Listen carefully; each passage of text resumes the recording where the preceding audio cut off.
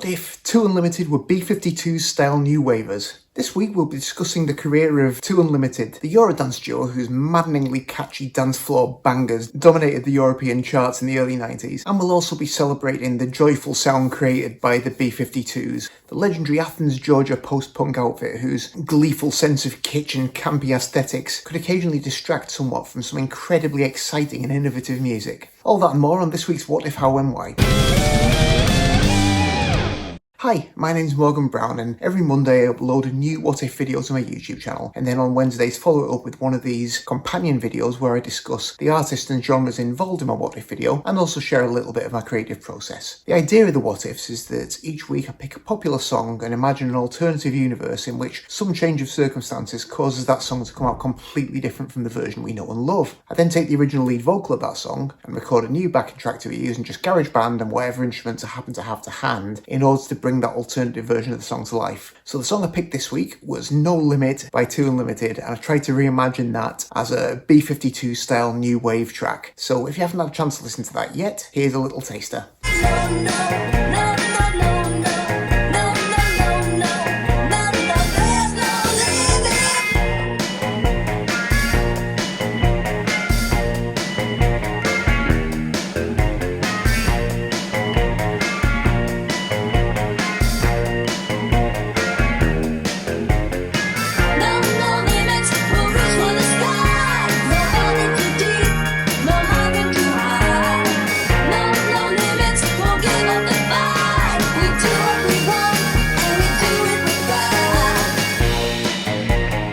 Now, if you told me back in the early 90s that many years later I'd be presenting a video devoted at least in part to 2 Unlimited, I certainly would not have believed you, because there was a spell there in the earlier part of the 90s where their string of hits was absolutely inescapable, and as a very much rock-oriented kid, I absolutely hated it.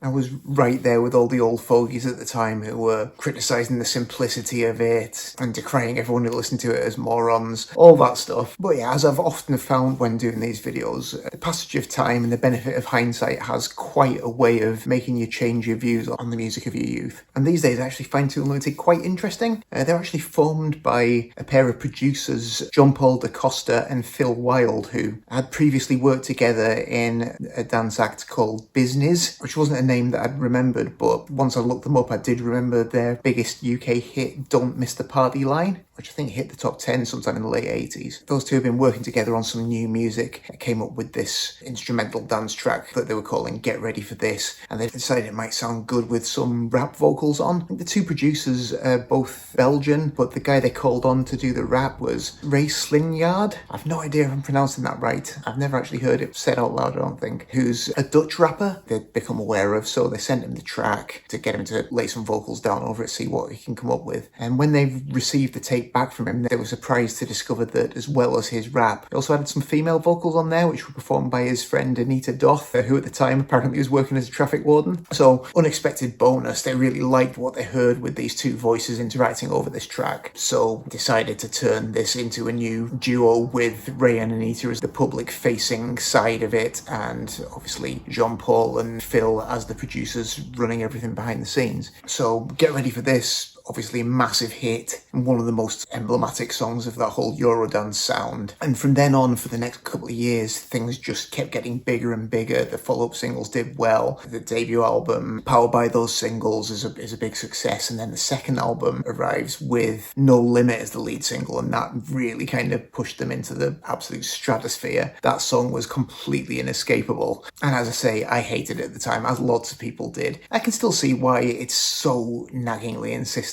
Just that chorus, the no, no, no, no, no, no, no, no, no, etc. Obviously, immediately everyone starts making the quips about no lyrics, ignoring the fact that Ray's sections particularly have a lot of lyrics crammed into a very short space, but it's pretty much just a couple of massive hooks that just beat you about the head for 4 minutes. But it was incredibly effective. So they're absolutely huge, but I gather the pressure of being on this constant cycle of promotion, constantly touring, constantly on TV, took its toll on them. Just Anita and Ray having to be constantly in each other's pockets. They start to not work together as well as they had done. And I think also they were having some arguments with the production team. I think they'd always had creative input into the stuff. They were writing their own lyrics, that kind of thing. But they wanted to take a more firm creative role going forward. Obviously, they were the two who the public knew as Two Unlimited. So they really wanted to have a say in how the project went. And Phil and John Paul weren't happy about that at all. So both Ray and Anita quit the group, and you'd think that's the end of Two Unlimited. But in the manner of a lot of these producer-created groups, Phil and John Paul just carry on writing music and hire two new singers. So yeah, after a little bit of a hiatus while they reorganise, which was kind of plugged by a greatest hits album, Two Unlimited re-emerges in a completely unrecognisable form in the late 90s with an album called Two, I guess to signify that it's the second formation of the group, because it certainly wasn't their second album. And they did actually manage at least one UK top 40 hit. I don't know how that record fared anywhere else, but it's a very different sounding product. Rather than a male rapper and a female vocalist, it's two female vocalists. And from the one song that I remember hearing, it was a little bit more of just a kind of straight ahead chart poppy sound rather than the sort of the harder dance sound of a lot of the earlier Two Unlimited stuff. So ultimately didn't really catch on, and I think that iteration of the group only lasted a year before Two Unlimited fizzled out altogether. But after Two Unlimited's peak, their music was very, very uncool, and you didn't really hear it a great deal for quite some time. But then in more recent years, you start to see sort of nostalgia TV shows dredging up 90s hits, and I particularly remember seeing one of the Top of the Pops year retrospectives where they featured Two Unlimited talking about the massive success of No Limit, and particularly how hard it hit them, the amount of hate that was directed at them just for having this big hit. And that made me kind of feel really sorry for them and made me feel bad that I'd been one of the people as a kid who was contributing to that. As a mellow old guy rather than a snotty teen, it kind of horrifies me to think of young performers going out and trying their best to perform for the public and just being bullied. God knows what it would have been like if the internet had been around in those days. Well, it kind of ends relatively happily anyway. They did eventually reunite as a duo. I think possibly they reunited just Ray and Anita without the production team, so they couldn't call themselves Two Unlimited. But then I think DaCosta came back into the fold and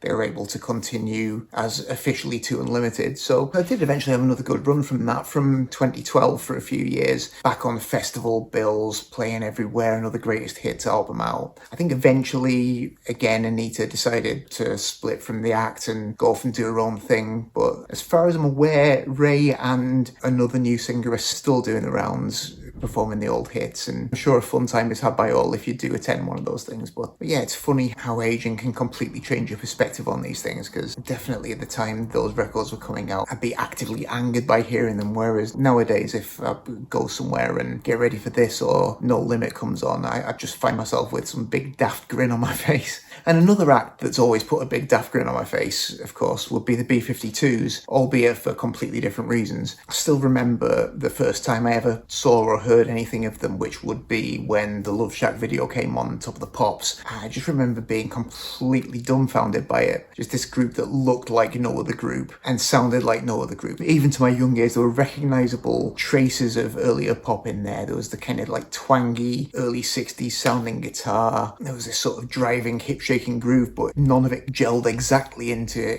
any kind of music that I'd heard from any other genre. And I was completely captivated by that. And then eventually I managed to get hold of this cassette, which still plays, and I'm still very happy to have it in my collection, of the first two B-52s albums, the self-titled debut and Wild Planet, and that completely blew my head off. And it's funny because following music discourse on the internet, it feels like every couple of years there'll be a little cycle of a bunch of younger people suddenly discovering that the B-52s were good and being astonished. I think possibly just the fact that they had such a striking image, such a kind of fun, outlandish, kitschy aesthetic, though it's definitely always been one of their major selling points, it's also to some extent distracts people from the quality of their music. People see these women with these ludicrously tall wigs on singing about rock lobsters and just kind of make the assumption that they're listening to a novelty band, whereas there's some serious and quite innovative musical stuff going on all those records. I think part of the power of it is their ability to take recognisable elements from kitschy, retro sort of 60s pop trends, but then to use them in a way that is not in any way related to kitschy 60s pop. So often you'll have Ricky Wilson playing a guitar riff that sounds like something from some early 60s surf record. You might have Kate Pearson playing some cheesy little organ that wouldn't sound out of place on some garage band record from 1965. But the overall finished product is not in any way any kind of kitschy retro pop. A lot of the songs are these sort of open-ended grooves, which you'd think owe more to funk tradition than to any kind of cornball sort of white bread pop tradition. There's only occasionally any hint of traditional pop songwriting structure. Instead, it's just this hypnotic groove that just locks you in and takes you on a journey. The end result being something that's equally informed by Parliament's Mothership Connection as it is by Andy Warhol and Beyond the Valley of the Dolls and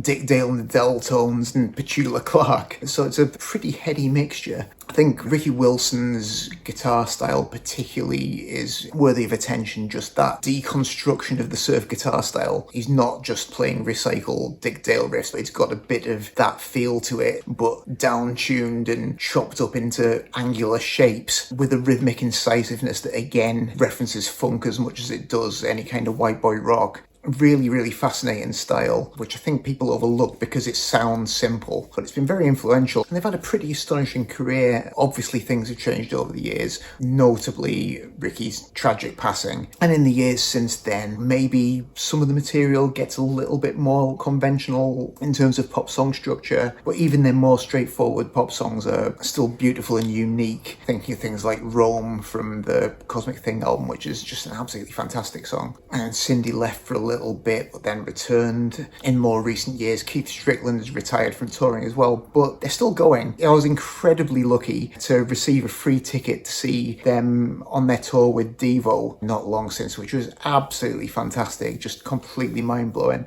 And it was just a joy to see them up there still doing that. And still, for the most part, sounding absolutely terrific as well. I mean, I think Kate Pearson's something like 78 now. Still sounds exactly like she always has done. So yeah, a joy to behold. And I hope that the cycle continues, that, you know, every few years, the next generation will continue to discover that actually the B-52s are great, because although the more ostentatiously serious bands of that post-punk generation tend to get the majority of the critical plaudits, I think the B-52s are every bit as important and influential as any of them, and a whole lot more fun than most as well. But anyway, that takes me up to this week's alternative universe scenario. So in my alternate timeline this week, most things are very much the same as our own universe, except that in this timeline, Anita and Ray of 2 Unlimited were born 10 years earlier. So we're starting out in 1980, and Ray's living in Amsterdam. He's been listening to a lot of new wave and post-punk, and the thing that he's been most excited about was the B-52's Wild Planet album, which has just completely blown his mind. The moment he hears that, he decides, this is the kind of music that I want to make too. So puts an ad in the local Amsterdam music paper asking for like-minded people to come and join him in this quest to create a Netherlands-based B-52 style band. And the first applicant that he gets is Anita Doth, and he's immediately tremendously impressed by her powerful vocal, which he thinks, I could see her sounding like Kate Pearson. That's great. We're off to a great start with this. Unfortunately, no one else suitable answers the ad, so the two of them decide, okay, we'll go it alone. They've got friends in the local post-punk and new wave scenes, and they figure they'll just call on pals to come and fill in for gigs and recordings. So that's how they proceed as a duo. The next step is coming up with a name for the act, and Ray initially decides to name it B-52 Unlimited, but Anita points out that although it's good to acknowledge their influence, they don't really want to get sued by their major influence, so he reluctantly relents and they shorten it to 2 Unlimited, and that's the name they use going forward. So their big international breakthrough comes the following year when they record and release their song No Limit, which, with its hypnotic groove and insistent hook and spiky guitar, really captures the public imagination worldwide and is a massive smash. Unfortunately, they're unable to follow up that international success with any of their subsequent singles, but they do continue to build a very satisfactory career in their native Netherlands, where they are hailed as new wave legends. So, in attempting to convert No Limit from a Eurodance banger into a B-52 style kind of quirky new wave track, my first step as ever was just getting the original vocal, dropping into GarageBand, syncing up to the grid. With that done, there were a bunch of bits that I chopped out because obviously the whole thing's going to be built on repetition, but there was a bit more of that than I required. Slowed the tempo down a bit to get it more from a pounding Eurodance tempo to more of a kind of driving B-52 pace. Next step was adding some drums and bass. For the drums, tried to keep things pretty simple. Listening to those early B-52s records, Keith Strickland doesn't do much in the way of elaborate fills or anything, it's just rock solid grooves. So that's the kind of thing I was trying to achieve. The bass, likewise, not remotely showy, particularly in early live performances. The B-52s often didn't use a bass player. Kate Pearson would sometimes play it, but if she was playing the keyboards, the bass frequencies would be handled by just her left hand and Ricky's down-tuned guitar. So I think on those early records, they deliberately kept the bass fairly simple and back in the mix just so that it wasn't missed too much in live performance when there wasn't a bass player there. So just kept it solid, root notes, dead simple.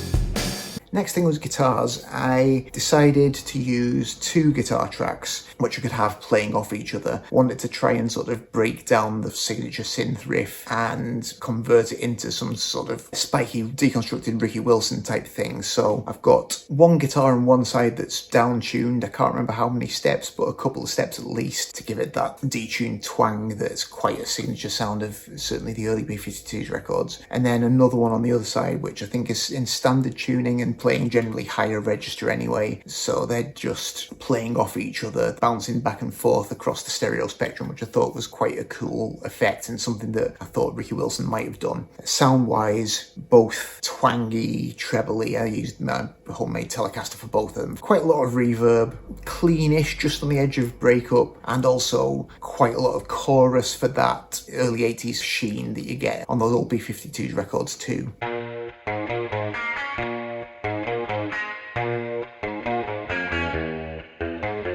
Added some keyboards next. Ideally, I would have liked to have had either a Farfisa or Vox Continental type sound for that really reedy, thin sound that you hear on those early B-52s records. The built-in organ sounds in GarageBand are all, I think, variations on a Hammond B3, so I didn't have that, but I just went for the thinnest, tinniest one of those that I could find. And in terms of what I was playing, a lot of it's single note lines or little discords that are just kind of stabbing rhythmically, and then when you get to the chorus bit with Anita singing, went for some full chords there just to bring the sound up a little bit. And as a final touch, just wanted to add some percussion. As I said, a lot of that classic B-52 stuff is just built on grooves, so the song isn't necessarily going anywhere particularly in terms of structure, so all we're doing is establishing a groove and then just bringing things in, dropping things out just to change things up slightly as it goes along without losing that momentum. So at various stages we've got a little conga loop that comes in, got some tambourines, and we've got a cowbell, so just different things that come in and drop out at different points.